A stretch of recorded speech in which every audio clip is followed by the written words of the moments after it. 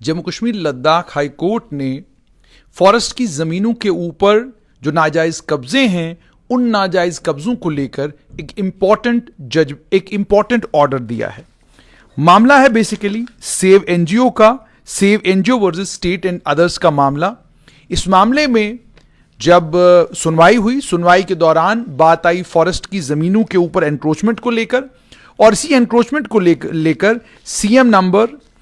6243-9767 of 2021 और 887 of 2022, जिसमें advocate के एम भट्टी, एडवोकेट शाह मोहम्मद चौधरी, इन दोनों वकला हजरात ने कोर्ट के सामने अपनी दलील रखी थी। उस दलील को सुनने के बाद कोर्ट ने क्या कहा? कोर्ट ने यह कहा कि इन एप्लीकेशंस को देखकर यूं महसूस होता है कि फॉरेस्ट विभाग ने जो एक्शन लिया है उससे ये लोग दुखी हैं और ये डायरेक्शन चाहते हैं फॉरेस्ट डिपार्टमेंट के लिए कि वो एप्लीकेंट्स को फॉरेस्ट डिवेलपर माने। यानी मामला सिर्फ ये था कि जो फॉरेस्ट की ज़मीनों के ऊपर नाजायज़ कब्जों की बात की जा रही थी, उसी फॉरेस्ट की ज़मीनों के ऊपर कब्जों को लेकर अदालत के सामने वकला हजरात खड़े हुए और उन्होंने अदालत के सामने ये बात रखी कि फॉरेस्ट की ज़मीनों के ऊपर जो लोग रह रहे हैं, आप तमाम लोगों को फॉरेस्ट की ज़मीनों का काबिज नहीं कह सकते हैं। जम्मू कश्मीर में फॉरेस्ट राइट्स एक्ट के आने के बाद बहुत सारे लोग जो जंगलात की ज़मीनों के ऊपर रह रहे हैं, वो लोग इन ज़मीनों के ऊपर हुकूक के लिए यानी राइट्स के लिए उन्हें हक है कि वो फॉरेस्ट डिपार्टमेंट जो भी अथॉरिटीज़ बनाई गई हैं उन अथॉरिटीज़ के सामने अपनी फरियाद कर सकते हैं। और उसके बाद फॉरेस्ट डिपार्टमेंट की और हुकूमत की जिम्मेदारी बनती है कि वो इन्हें वो हुकूक दे, क्योंकि फॉरेस्ट राइट्स का जो कानून है उस कानून के तहत उन्हें यह हक मिलना ज़रूरी है। ये पूरे देश में हक मिल रहा है, जम्मू कश्मीर में भी मिलना चाहिए। इसी को लेकर कोर्ट ने जो ऑर्डर दिया है, उस ऑर्डर में उन्होंने ये कहा कि जो सबमिशन कोर्ट के सामने की गई उसमें यह कहा गया कि जो जम्मू कश्मीर की सरकार है वो उन्होंने फॉरेस्ट डेवलपर्स के खिलाफ भी कार्रवाई की है और उन्होंने फ़ायदा लेने की कोशिश की है उस कोर्ट ऑर्डर की जो कोर्ट ऑर्डर 21 सितंबर 2020 को कोर्ट ने पास किया था। उन्होंने कहा हमने उस कोर्ट ऑर्डर को भी पढ़ा है। इस कोर्ट ने कुछ ऑब्जर्वेशंस अपनी दी थी 3 जुलाई 2019 के ऑर्डर में, जब वो एनक्रोचमेंट्स पर बात कर रही थी कोर्ट, कंस्ट्रक्शंस पर बात कर रही थी कोर्ट। उसके बाद कोर्ट ने फॉरेस्ट को ये कहा था कि आप फौरन उस ज़मीन को आइडेंटिफाई करें जो सरकारी ज़मीन है, उसे डिस्ट्रिक्ट वाइज आइडेंटिफाई करें, एरिया वाइज आइडेंटिफाई करें जो इस वक्त फॉरेस्ट डिपार्टमेंट के कब्जे में नहीं है, और ये भी आप बताएं कि आपने क्या कदम उठाए हैं ताकि आप जो फॉरेस्ट की ज़मीनों के ऊपर एनक्रोचमेंट्स हैं उनको हटाने के लिए। उसके बाद वो रेलेवेंट पैरा जो है उसे भी ऑर्डर में कोट किया गया है। कहा ही गया है कि जो कंस्ट्रक्शन गौशाला के ऊपर है is on the undisputed land and forest department is trying to create hurdles for execution of the project. We are compelled to seek information from the forest department. ये बेसिकली वो ऑर्डर था जिसमें कहा गया कि हम चाहते हैं, हम मजबूर हैं कि हम फॉरेस्ट डिपार्टमेंट से ये तफसील मांगे कि कितनी ज़मीन जो है in its ownership in the state of Jammu and Kashmir, Jammu Kashmir में डिस्ट्रिक्ट वाइज और एरिया वाइज जो ज़मीन फॉरेस्ट डिपार्टमेंट की जो है, जो फॉरेस्ट डिपार्टमेंट के कब्जे में है। उसके बाद ये भी बताइए कौन लोग हैं जिनके कब्जे में ये ज़मीन है और क्या कदम आपने उठाए हैं एनक्रोचमेंट्स को रिमूव करने के लिए। कोर्ट ने अब कहा कि हम इस ऑर्डर में कुछ भी ऑब्जेक्शनेबल नहीं देखते हैं, लेकिन हम ये साफ कर देना चाहते हैं कि अगर जम्मू कश्मीर की सरकार फॉरेस्ट की ज़मीन के ऊपर किसी काबिज को हटाना चाहती है वो ऐसा कर सकती है, लेकिन सख्ती के साथ उन्हें उस कानून का पालन करना पड़ेगा जो कानून इस फील्ड को गवर्न करता है। यानी जम्मू कश्मीर लद्दाख हाई कोर्ट के डिवीजन बेंच ने, जिसमें जस्टिस संजीव कुमार और जस्टिस एन कोटेश्वर सिंह जो चीफ जस्टिस हैं वो थे, इस बेंच ने कहा है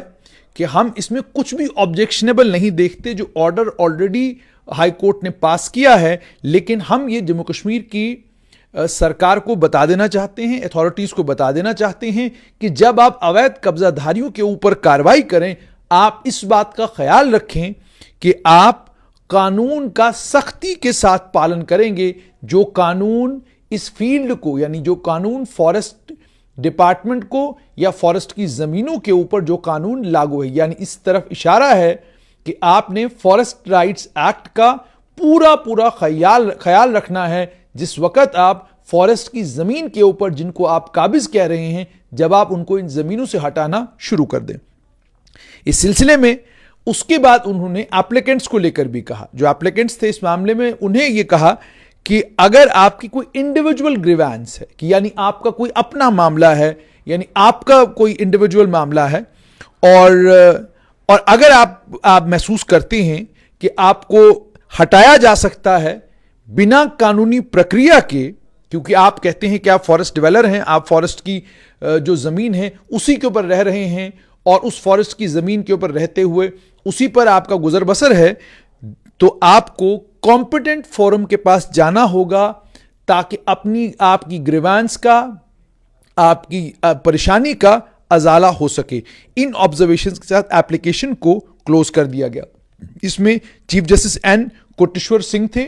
और उनके साथ में जस्टिस संजीव कुमार थे। यानी ऑर्डर साफ तौर पर यह कहता है,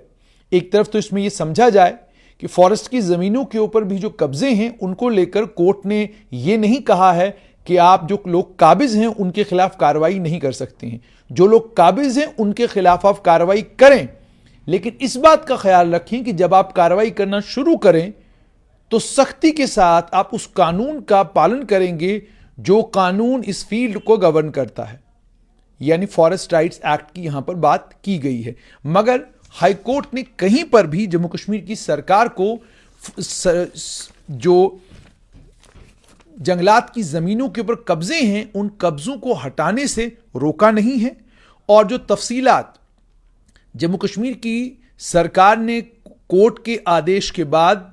फॉरेस्ट डिपार्टमेंट की वेबसाइट के ऊपर डाली थी, उनके मुताबिक लगभग 63,000 के करीब लोग हैं जिन्हें फॉरेस्ट डिपार्टमेंट एनक्रोचर कह रहा है, कब्जाधारी कह रहा है, और फॉरेस्ट डिपार्टमेंट के मुताबिक 15,000 हेक्टेयर के करीब फॉरेस्ट की जमीन है, जिस फॉरेस्ट की जमीन के ऊपर अवैध कब्जे हैं। अब इन अवैध कब्जों को लेकर कोर्ट ने ये जो ऑर्डर दिया है, इस ऑर्डर में कोर्ट ने साफ कर दिया है कि अगर सरकार इविक्शन ड्राइव करना चाहती है, अवैध कब्जाधारियों को हटाना चाहती है, तो वो हटाएगी, लेकिन इसमें फॉरेस्ट राइट्स एक्ट का ख्याल रखा जाएगा। इसी सिलसिले में जब मैंने कुछ वकील हजरात से बात की, कुछ वकीलों से मैंने उनसे ये सवाल पूछा कि क्या इस ऑर्डर का मतलब क्या है, तो उन्होंने दो बातें साफ की। एक तो उन्होंने ये कहा कि जहां तक इस ऑर्डर का ताल्लुक है, ये ऑर्डर बिल्कुल साफ करता है कि आपने अगर फॉरेस्ट राइट्स एक्ट के तहत लोग हो गया कि आपने फॉरेस्ट राइट्स एक्ट के कानून के तहत क्लेम किया है, उस क्लेम को सेटल करना है। यानी आप अगर उसके क्लेम को मानते हैं तो आप उसके क्लेम को एक्सेप्ट करते हैं, और अगर नहीं मानते हैं तो आप उसके क्लेम को रिजेक्ट करते हैं। यानी या आपने क्लेम को एक्सेप्ट करना है या आपने क्लेम को रिजेक्ट करना है। लेकिन जब आप फॉरेस्ट राइट्स के इस कानून को पढ़ते हैं तो इसमें इस कानून को पढ़ने के बाद आपको ये समझ में आता है कि ये कानून साफ तौर पर उन लोगों के लिए है जिनका गुजर बसर जंगलात की ज़मीन के ऊपर है, और उसके अलावा और भी कई सारे प्रावधान हैं। जब आप सारे प्रावधानों को पढ़ते हैं तो उसके बाद जाकर आप फॉरेस्ट राइट्स के तहत जो है अपना क्लेम फाइल करते हैं। तो इन्हीं तमाम चीज़ों को ध्यान मद्देनजर रखते हुए ये कोर्ट का ऑर्डर आया है, और कोर्ट के ऑर्डर में ये साफ कर दिया गया है कि सरकार इविक्शन ड्राइव को लेकर इविक्शन ड्राइव कर सकती है, लेकिन सख्ती के साथ उसे उस कानून का भी पालन करना होगा, सख्ती के साथ उसे उस कानून का भी पालन करना होगा जो कानून इस फील्ड को गवर्न करता है। तो इस फील्ड को फॉरेस्ट राइट्स एक्ट गवर्न करता है। अब देखना यह है कि जम्मू कश्मीर की सरकार जो जंगलात की जमीनों के ऊपर नाजायज कब्जे हैं उनको लेकर क्या करती है।